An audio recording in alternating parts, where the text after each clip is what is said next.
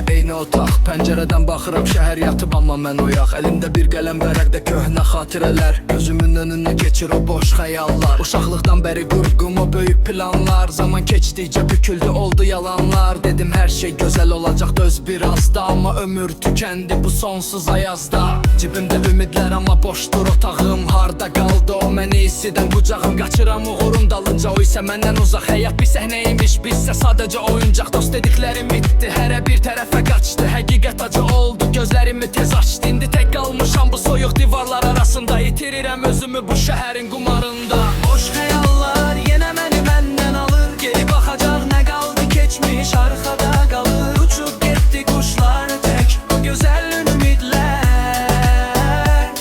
Mənə bircə bu qaranlıq boş xəyallar qaldı. Boş xəyallar yenə məni məndən alır. Geri baxacaq nə qaldı keçmiş arxada qalır. Uçub getdi quşlar tək o gözəl ümidlər. Mənə bircə bu qaranlıq boş xəyallar qaldı.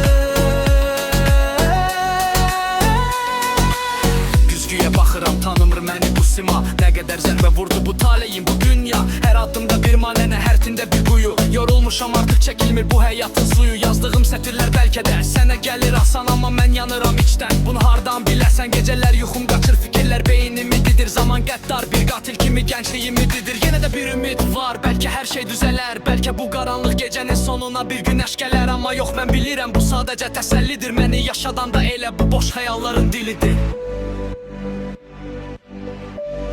Bu boş xəyalların dilidir.